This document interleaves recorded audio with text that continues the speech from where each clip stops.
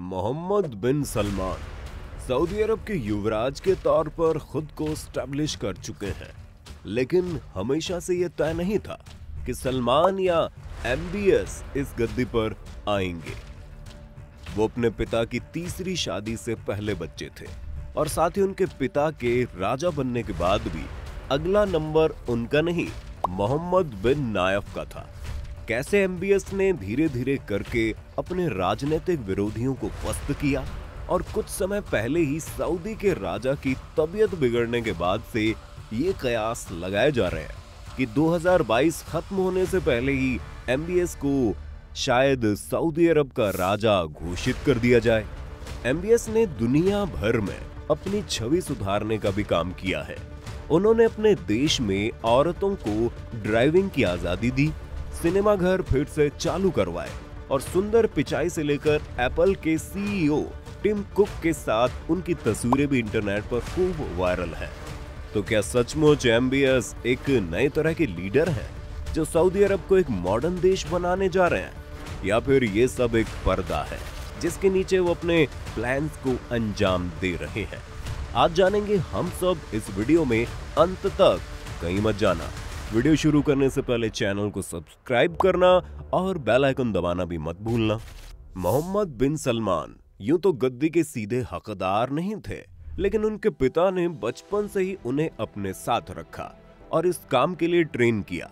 ज्यादातर सऊदी रजवाड़े विदेशों में जाकर पढ़ते हैं, लेकिन एमबीएस की पढ़ाई सऊदी में ही हुई, जिसके बाद उनके पिता ने उन्हें अपने साथ ही रख लिया।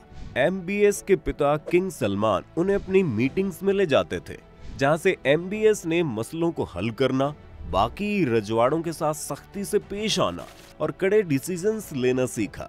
लेकिन फिर भी जब उनके पिता 2015 में सऊदी के राजा बने तो एमबीएस युवराज नहीं थे और उनके बदले में उनके कजन मोहम्मद बिन नायफ को क्राउन प्रिंस बनाया गया। एमबीएस को इससे परेशानी थी, इसलिए उन्होंने जल्दी से नायफ को हटाने और खुद को गद्दी का हकदार बताने के लिए प्रयास करने शुरू कर दिए। यमन में उस वक्त सऊदी का दुश्मन ईरान वहां के विरोधियों का समर्थन कर रहा था। एमबीएस को मौका मिल गया और वो सऊदी की सेना के साथ यमन के युद्ध में कूद पड़े। बिन नायफ इस फैसले के खिलाफ थे, लेकिन सऊदी अरब में एमबीएस को लोगों का साथ मिलने लगा। उसके अलावा कई सालों से ये देखा जा रहा था कि दुनिया भर में कच्चे तेल के दाम गिर रहे हैं और सऊदी अरब अकेले तेल के दम पर ज्यादा दिन तक नहीं टिक पाएगा।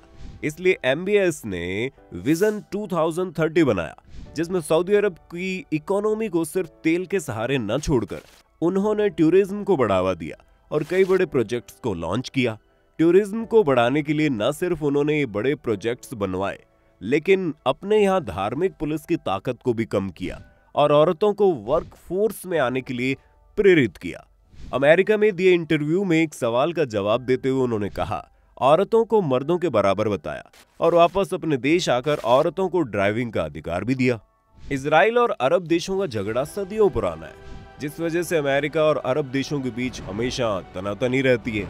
मई 2017 में जब ट्रंप सऊदी अरब के दौरे पर आए, तब एमबीएस ने उन्हें आश्वासन दिया कि वो इजराइल के मामले में अमेरिका के साथ है और बदले में उन्होंने ट्रंप से भी ईरान पर नकेल कसने के लिए आश्वासन मांगे।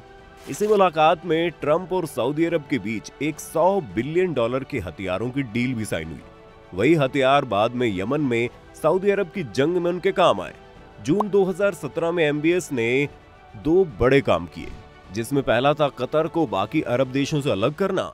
कतर धीरे धीरे ग्रो कर रहा था, वो सऊदी और बाकी देशों के कंट्रोल से बाहर जा रहा था। कतर के नेशनल न्यूज चैनल अल जजीरा भी वक्त वक्त पर सऊदी प्रशासन के खिलाफ रिपोर्टिंग कर देता था।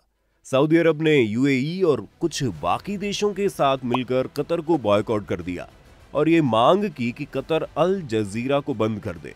ये खुला मैसेज था कि न सिर्फ एमबीएस सऊदी अरब का कंट्रोल चाहते हैं, पर साथ ही उन्होंने पूरे मिडिल ईस्ट पर भी अपना कंट्रोल चाहिए था।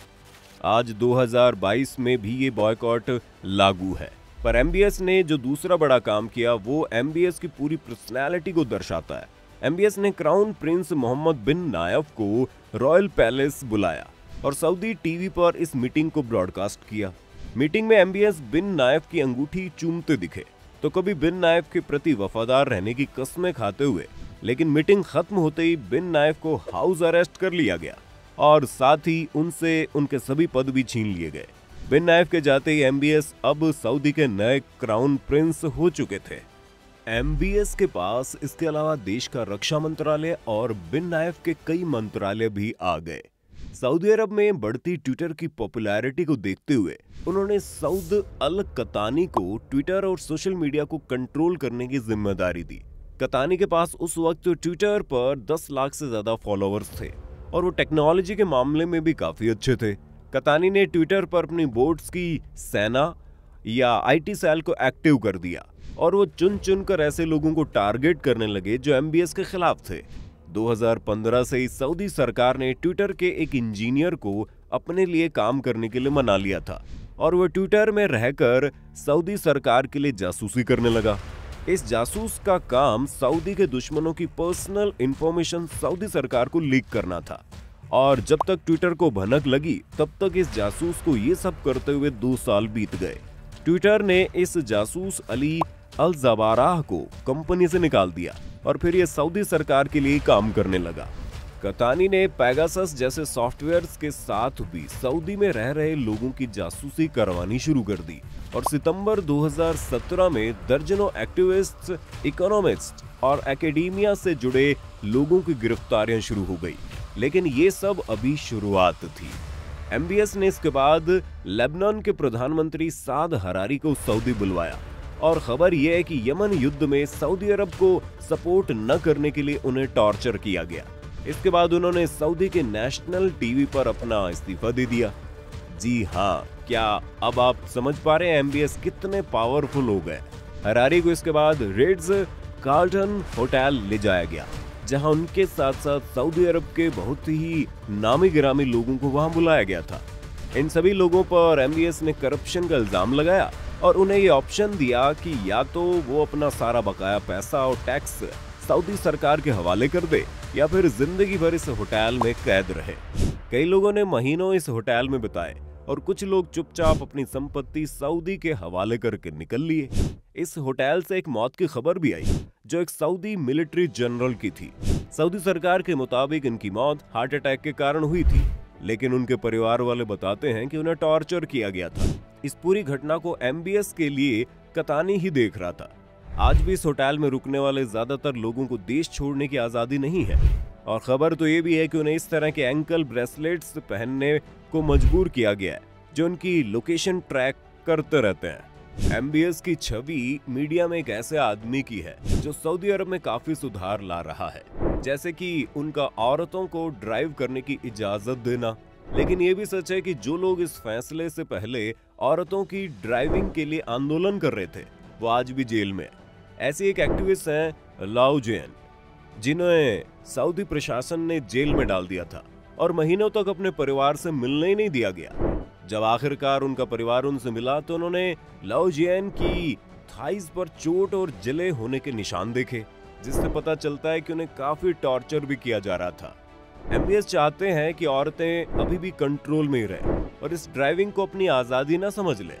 लाउजेन जैसे ही कई औरतें आज भी सऊदी के जेलों में सड़ रही है, जिन्हें टॉर्चर से लेकर शारीरिक शोषण तक झेलना पड़ रहा है। इन सभी अरेस्ट के पीछे भी फिर से एमबीएस के सहयोगी कतानी गए हाथ बताया जाता है। लोग मानते हैं कि चाहे सऊदी कभी एक डेमोक्रेसी नहीं था, लेकिन वहां पर हालात एमबीएस के आने से पहले कई बेहतर थे।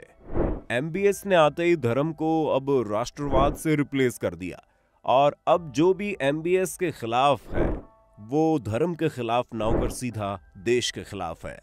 एमबीएस के आने के बाद न सिर्फ पॉलिटिकल एक्टिविस्ट पर उनके परिवारों को भी अरेस्ट कर लिया जा रहा है या फिर उन पर देश छोड़ने जैसी पाबंदियां लगा दी गई हैं।